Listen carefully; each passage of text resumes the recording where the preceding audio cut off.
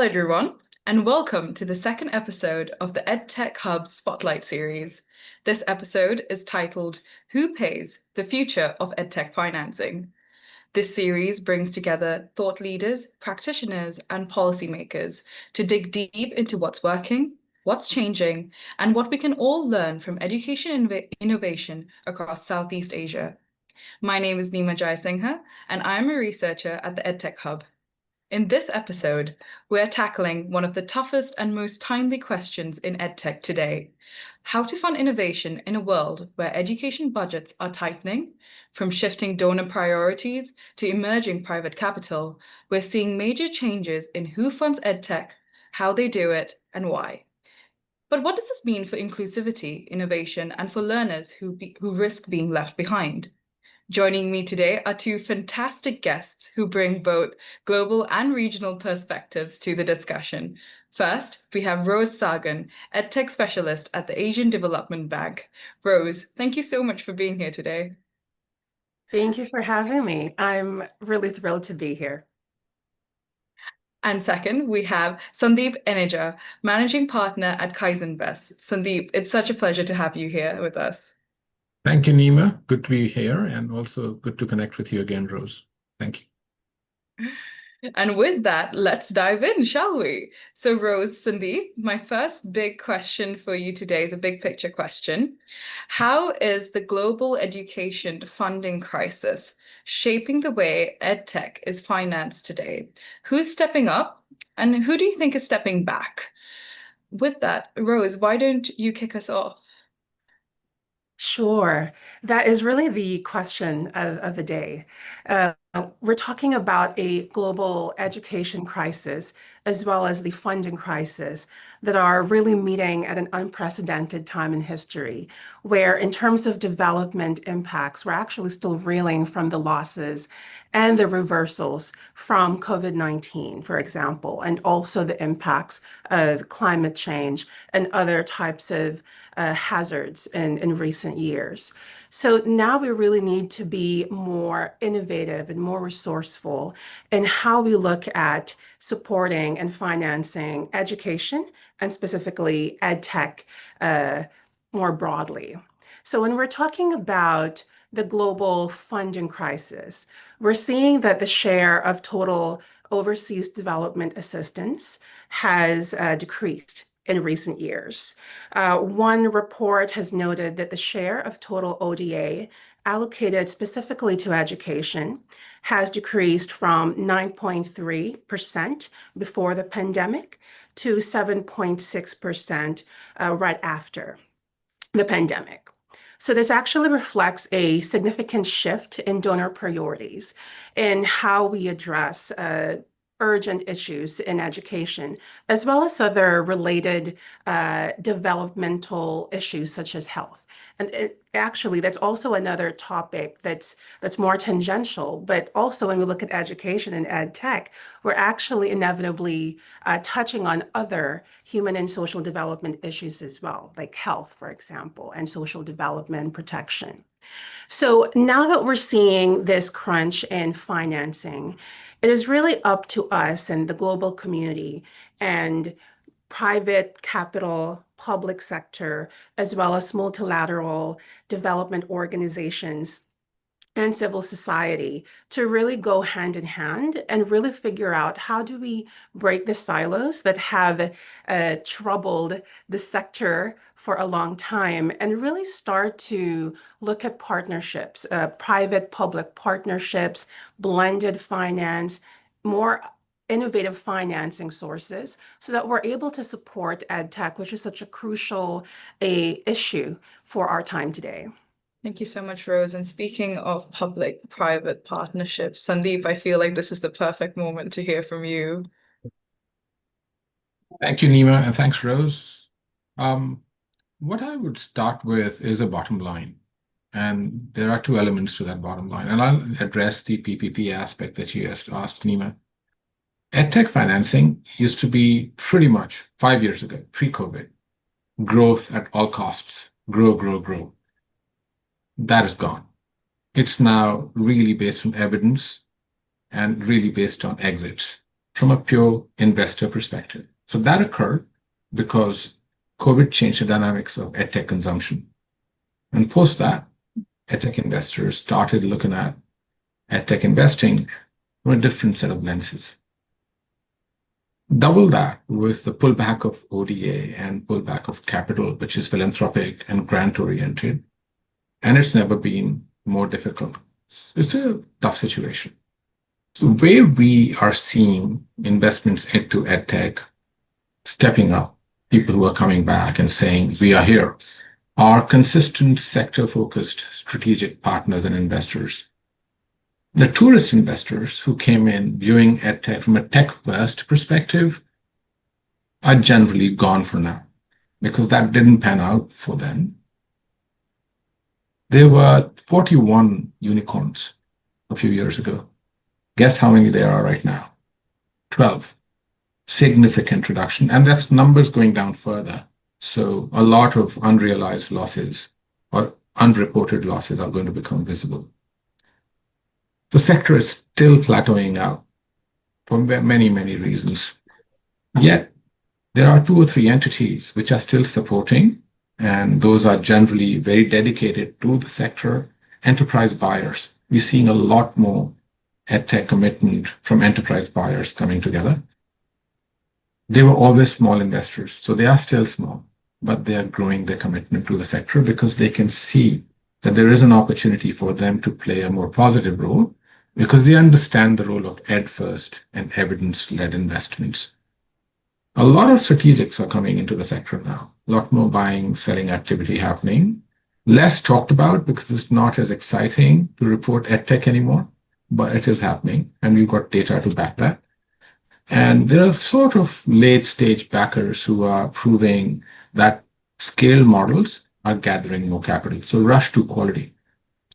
And who's stepping back? Generalist venture capitalists. Big step back. 2024 VC commitment, $2.4 billion, and versus $20.8 billion in 2021. So in 3 years, reduction by $17+ billion. What Rose said, ODA reduction, I will not repeat that.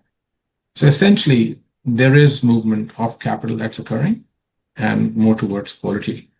There is an opportunity to do a whole lot more, which I'm sure we'll discuss later, including PPP, which is a big tool, which I think we can answer in one of the other questions coming up. I'm looking forward to it. Sure. Thank you so much, Sandeep. And speaking of, challenges that we're currently facing, I was just wondering to understand from the both of you, where do you see financing models stumble the most often? Do you think it's in terms of early stage risk, long-term sustainability, or misaligned priorities between funders and implementers? Sandeep, why don't we start with you here? I think the biggest, I'll start again. All reasons, by the way, Nima, are just right on the money. You're perfect. They're all part of the answer. The biggest one that I think results in many of these is the intention behind the investing and the clarity of thought with the objective of what you're trying to change or what you're trying to bring an improvement in. Those are the intentional reasons why a lot of the investors are either leaving the sector, have left, or are coming into the sector. And financing stumbles when alignment is missing. Let's take an example. I get into an EdTech investment from the perspective of saying that I would love for students to learn better. And my ultimate utopian dream is to see every child feel like they belong as a single learner in a classroom of EdTech. That is what I would love to achieve, and AI could make it possible. I'm sure we'll discuss it next. But if you talk to a generalist investor or even a non-investor who loves education, they might think of it from a very different perspective, that they might think it is all about retention. I want students to be retained in the system. There are very different methods of tackling education, and the inputs change when your output or outcome, desired outcome, is different. Aligning the desired outcome is never or rarely a discussion between the entrepreneur, the philanthropist, the investor, all three of them, and the government. It's rarely that.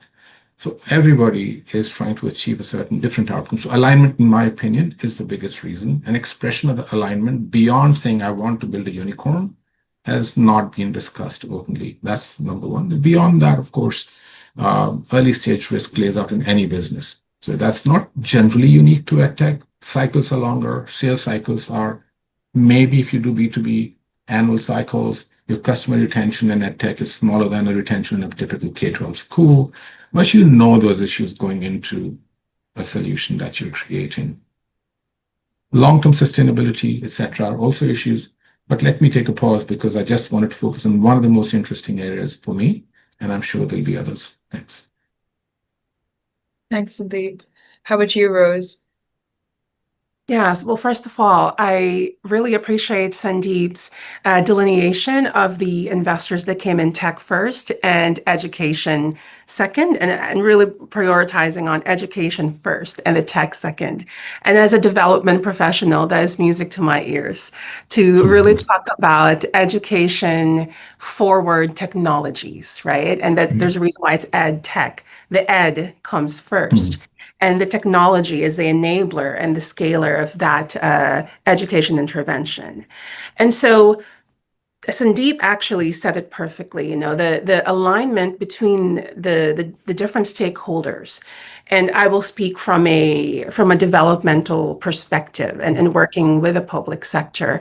That misalignment it is a common stumbling block, right? Because at the onset, we're really meant to design these large scale projects really with all the different stakeholders in mind. And there's a lot of extensive consultation, market research, a lot of project due diligence, safeguarding. A lot of these layers and components are happening to ensure that there is as much alignment as possible. Now, that's the intention. And of course, that's the design and the due process of assembling a large scale or even a small scale project, right? To ensure that there are extensive stakeholder consultations. Now, when you're talking about implementation, that's a whole nother story. And that's also where the risk takes place, right? That there's also a misalignment between project design, the outputs and the inputs that have been envisaged, and how you really operationalize this. And of course, there's risk mitigation happening from a development perspective, working hand in hand with governments. There's a lot of different risks that we assess and try to mitigate beforehand. But of course, risk is risk. There's still a lot of unforeseen or inadvertent or second tier risks that will come into play when you're implementing a project. So it's also now a question of adaptability, right? And being able to be agile in coordinating and being able to course correct as needed. And to me, and this is my personal opinion, that sometimes when you have a large scale project, like for example, when we're talking ed tech at a very large scale right off the bat, it's actually harder to sometimes steer it or course correct because there's just a lot more players and a lot more components and time involved in it.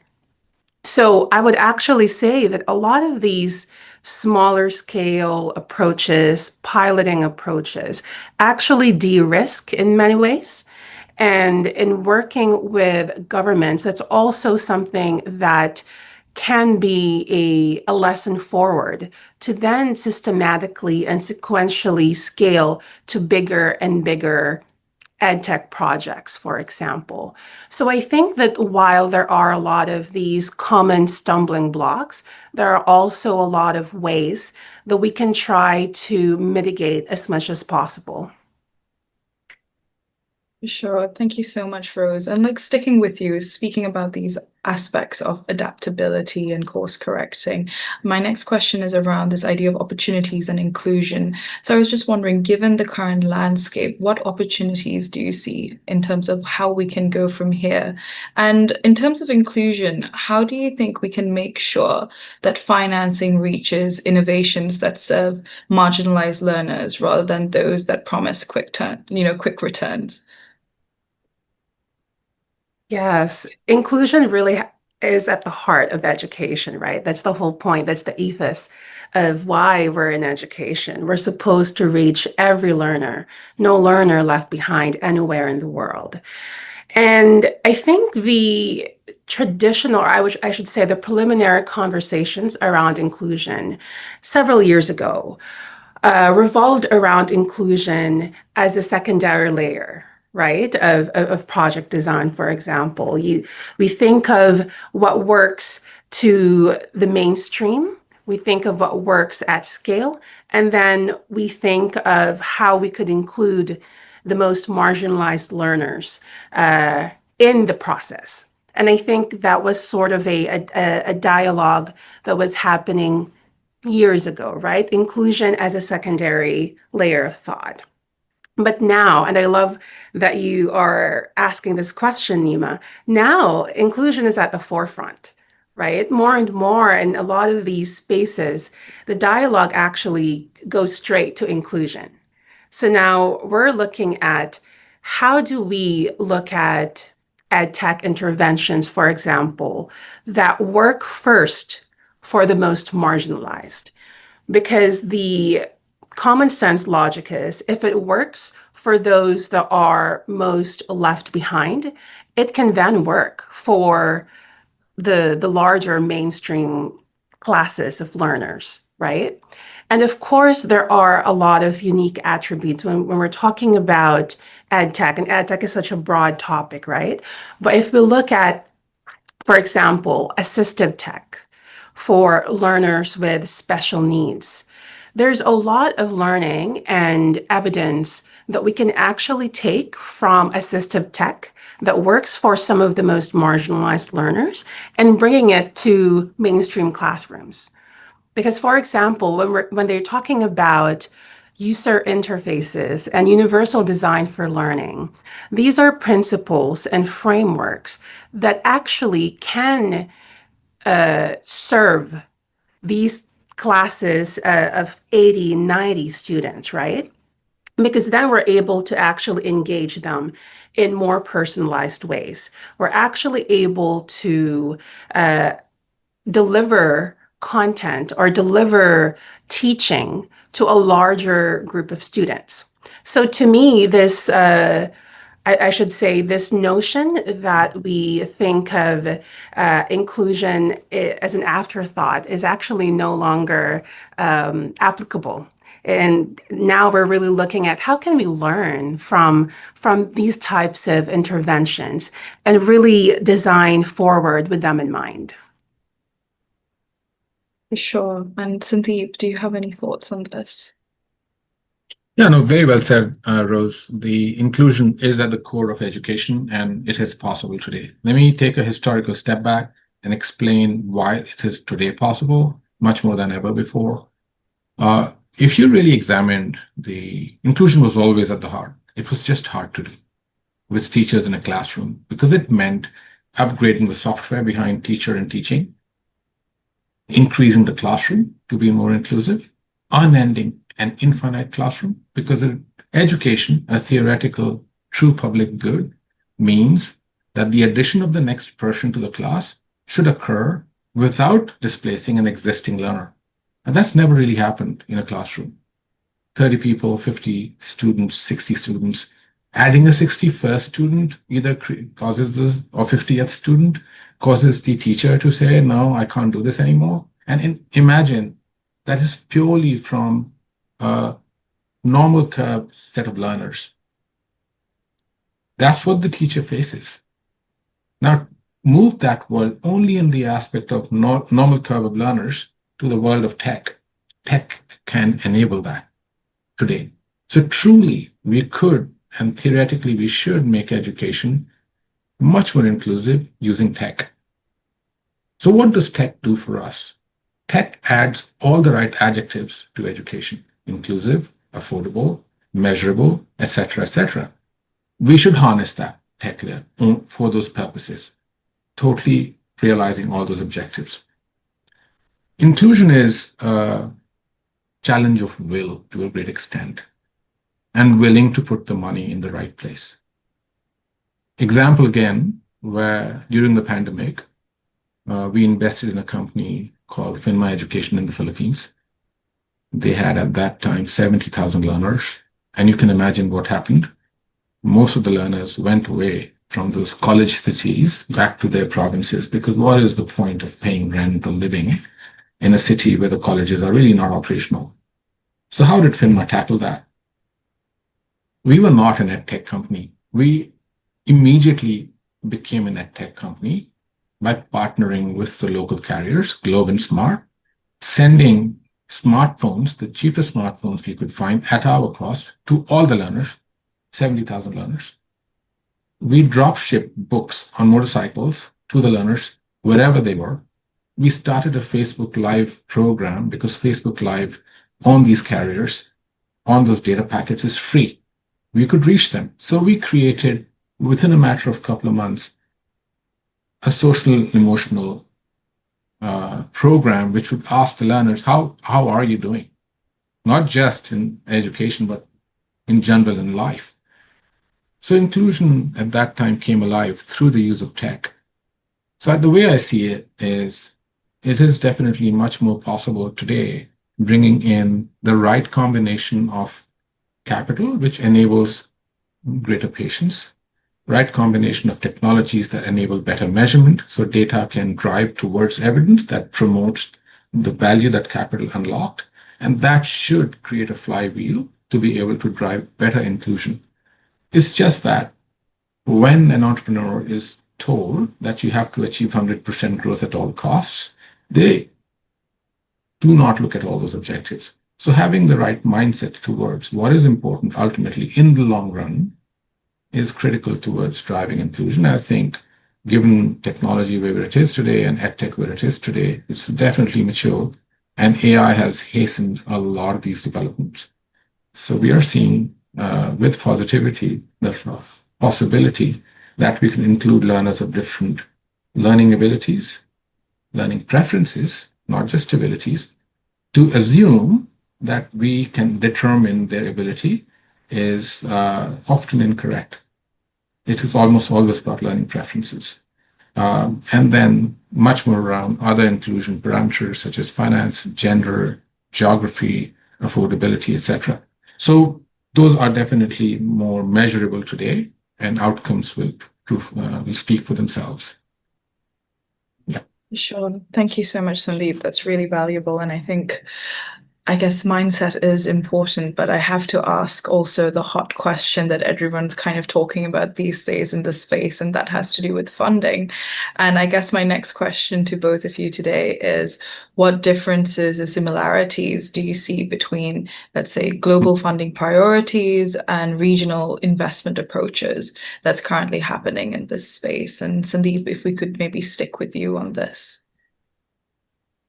Yeah, so I will sort of divide the funding types in two broad categories to be as discrete as possible, although in the world of fuzzy logic and fuzzy capital, they both flow into each other often and need to work with each other.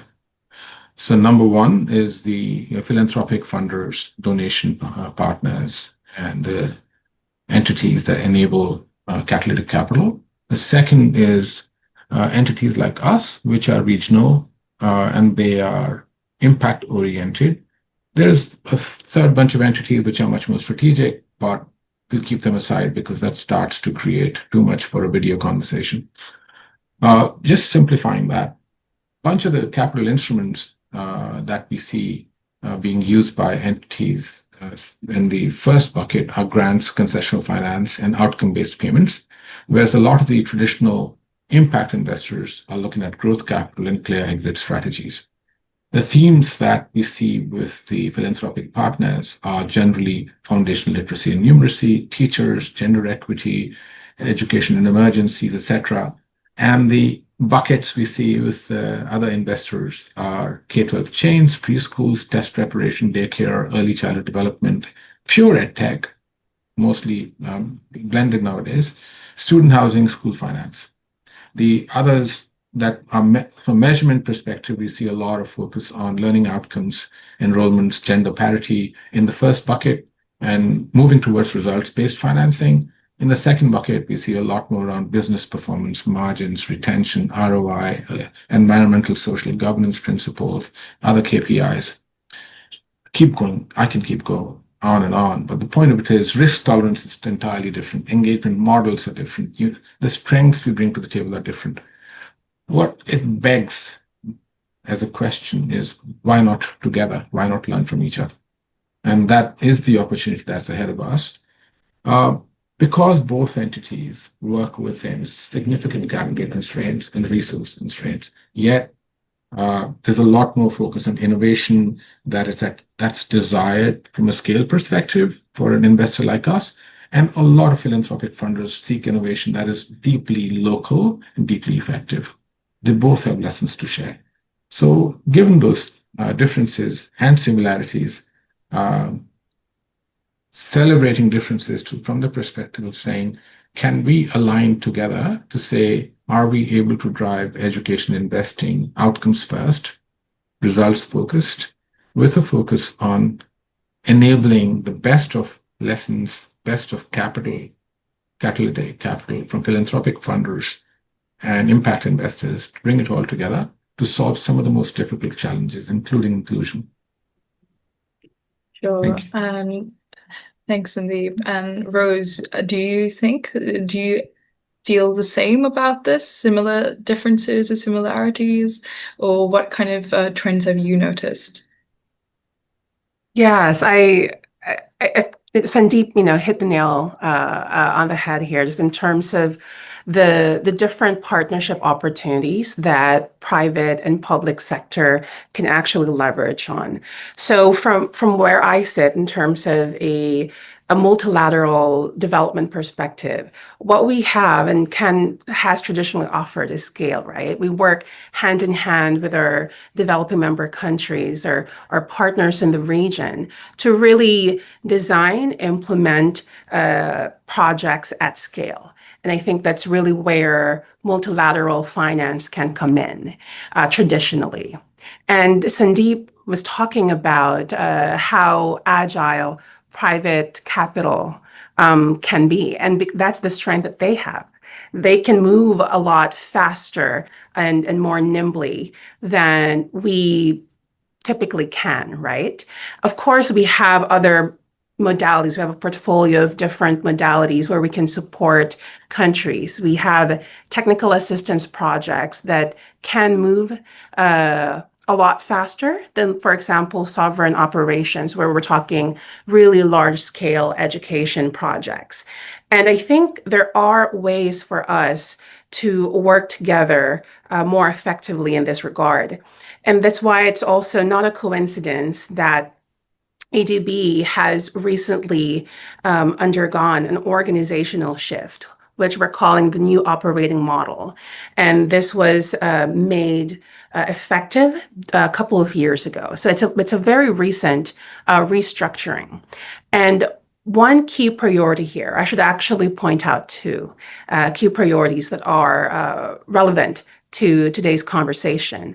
One is strengthening partnerships with the private sector, really trying to figure out how we can work better together. And that is why, in terms of our portfolio, we're seeing more and more, not in education per se yet, but really more and more partnerships with the private sector in other development sector projects, for example. And another key priority of the new operating model is innovative solutions. And I believe that one way for us to be able to design and develop and deliver innovative solutions is to work hand in hand with other partners. So these two key priorities actually work in concert for us as a large entity to be able to move faster, and be able to offer different solutions to our country partners. And so another thing that I would also like to mention is just going back on the topic of inclusion, if you don't mind, is to talk about data measurement and being able to really look at the details of learner data. And Sandeep actually touched on this earlier, right? And that's another strength of ed tech, is that a teacher who's teaching to a class of 50 to 90 will not be able to track the progress of every student in his or her classroom. But being able to deploy an ed tech solution with a robust monitoring and evaluation mechanism and having a robust data dashboard, through that, we would be able to track the progress of every learner.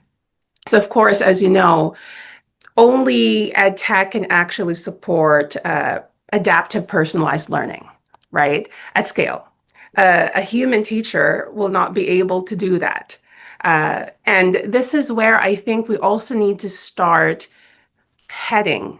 We need to actually look at what works in education without tech, and then supplanting or adding tech into it to seeing how we can catalyze that kind of evidence through tech.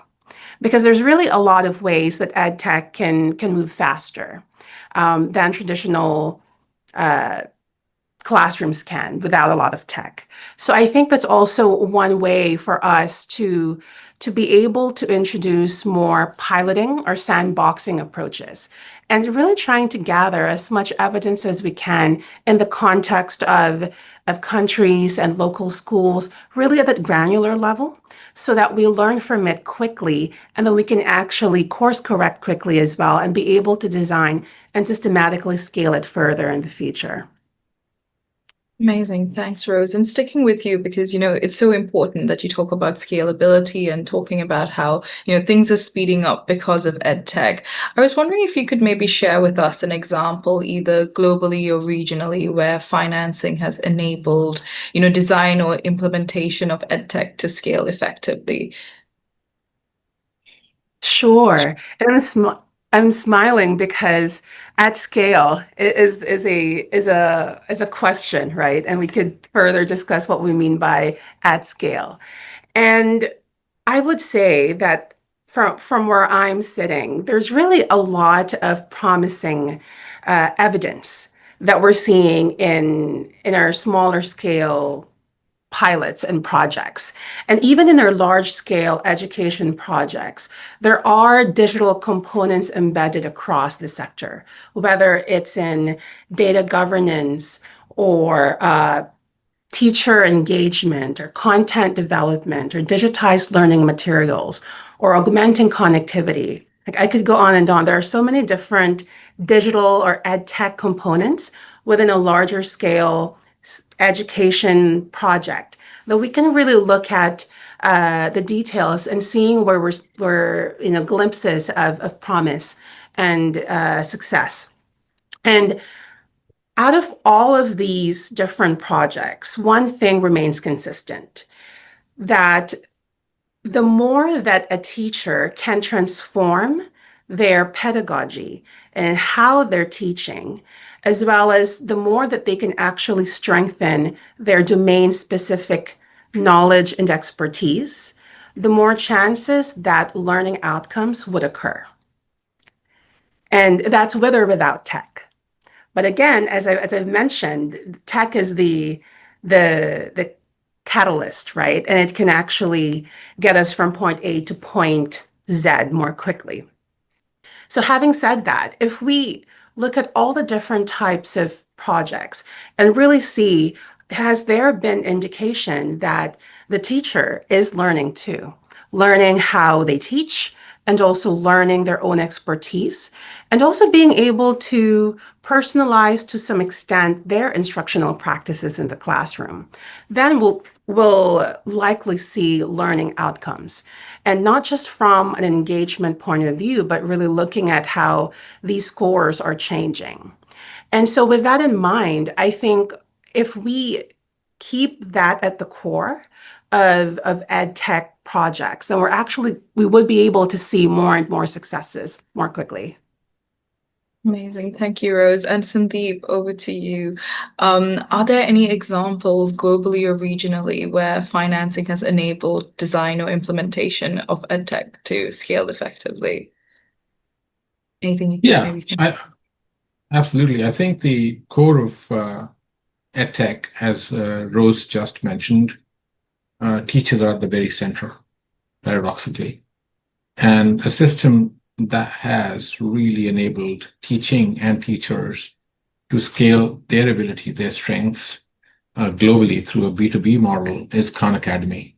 I think they've done an amazing job through philanthropic funding to really enable teachers to be super teachers. And some of the data are just mind-boggling, right? They are at 189 million registered users.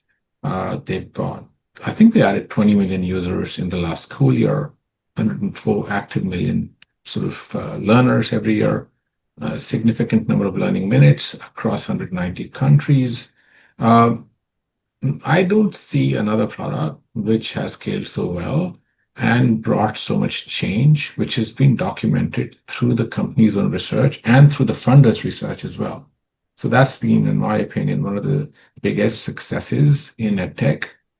I've used it personally as a tool with my own children when tutoring them, and I loved it because when we were looking at biology, I remember my elder boy was in grade 11. He was going to appear for AP biology, and I had totally forgotten. But Khan Academy brought me back into it, and we could review videos together.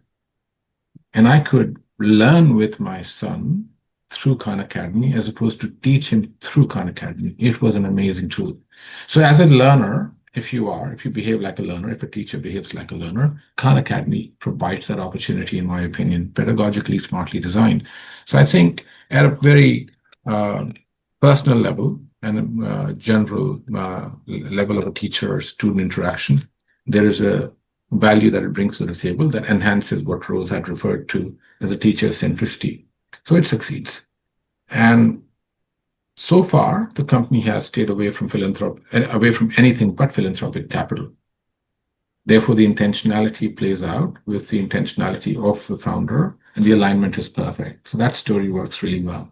There are other examples like Duolingo, very successful, very shallow deep dive into the product. Everybody likes it. All of us like it, and then we forget it. 3 years later, we come back and we say, okay, let me learn a bit more of this language again. It's fine. It's nice. It's a little gimmicky. It's gamified. It's engaging. It serves its purpose. And it is purely private capital funded. So it's almost a language bridge for the world using AI.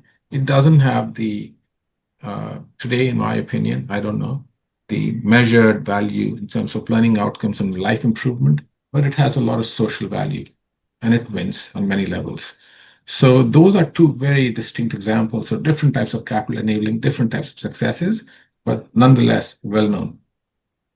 For sure, and ones that I've also personally used, so I can completely understand and recognize the value in that.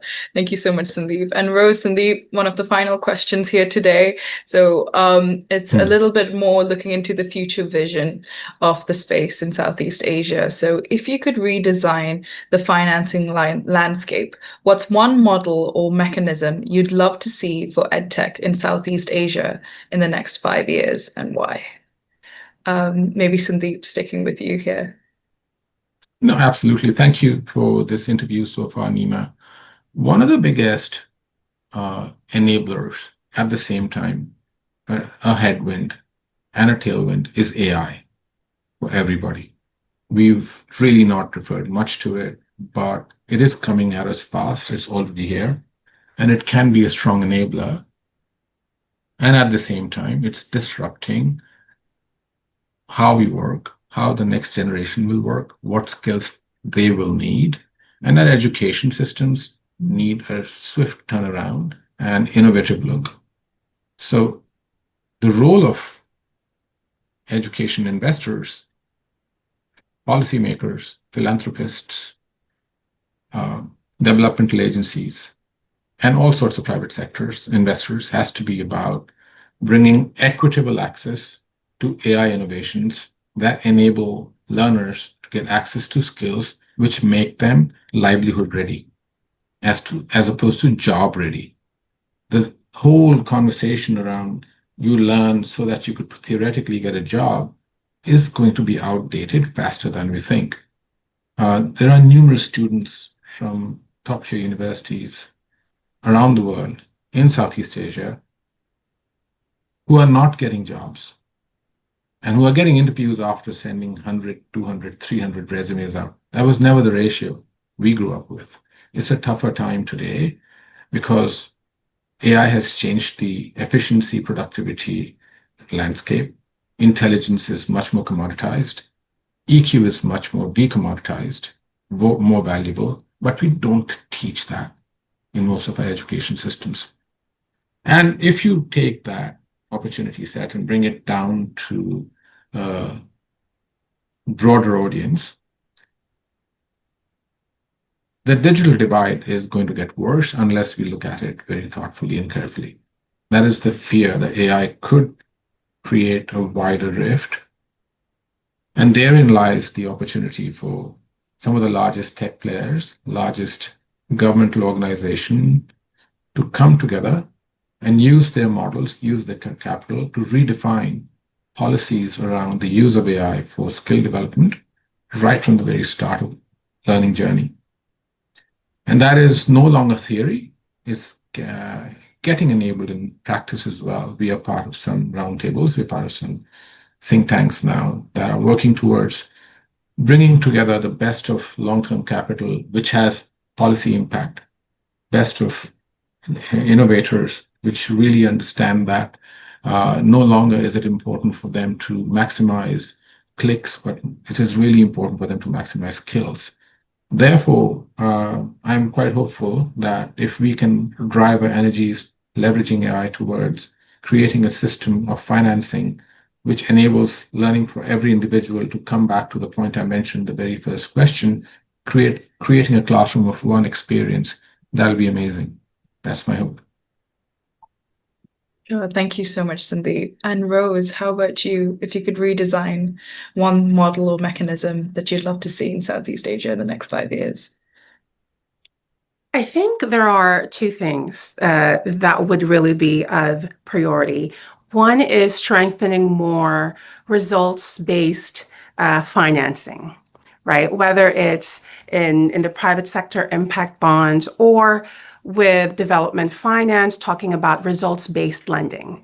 So more and more in education, for example, we're using a lending modality called results-based lending, where we have disbursement-linked indicators that the financing that's allocated to that development indicator can only be unlocked and disbursed if it's been achieved, right? And so that does increase accountability and responsibility in terms of how we use the financing for a particular project for education. Of course, it's also a risk, right?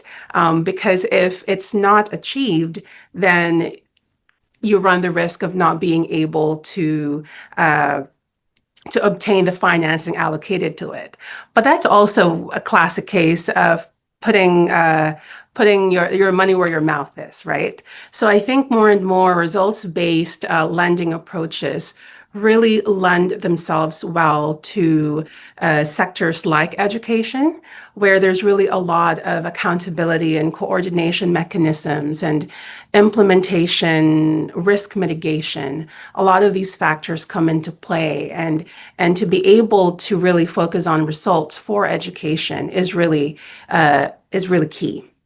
And then the other thing is to be able to focus on innovative partnerships, right? Working more hand in hand with the private sector and also other types of innovative financing partnerships. So, for example, ADB has recently entered into partnership with the International Finance Facility for Education, or IFID. And it's a blended finance example wherein we're combining guarantees and grants to be able to lower the cost of borrowing for education in a country. And so the grant is able to provide value additionality in that there's a lot more innovative approaches that can be used for EdTech, for example, evidence-based EdTech, to be able to really see demonstrable proof of concept and evidence to see that it's working in a particular context, and still be able to borrow and to be able to finance a large-scale education project, for example. So I think in the next few years, what we're seeing in the region is we really need to be able to combine these different approaches so that we're able to address the twin challenges, right? One, in this region, we're still talking about addressing foundational challenges in literacy, numeracy, and systemic challenges in the sector, right? And that is with or without tech. And then the second piece is really the ed tech and digital transformation potential that the education sector really needs to be able to leapfrog in certain cases and scale systematically. So if we're able to meet these two demands, this would really be a win-win. Amazing. Thank you so much, Rose. And to both of you, final question, which is a very quick, fun question. If you had to, so if there's one word you'd use to describe good finance, what good financing should feel like for EdTech, what would that one word be? Rose, why don't we bounce off to you first? One word. This might be the hardest question you've asked, Nima. In one word, hopeful. Hopeful. That's a good word. How would you, Sandeep, if you had to describe it in one word? Yeah, definitely hopeful that we'll do this. But yes, the one word that comes to my mind, and many do, and they're all adjectives. So one of them that I think I have heard less of, but means a lot, is empowering.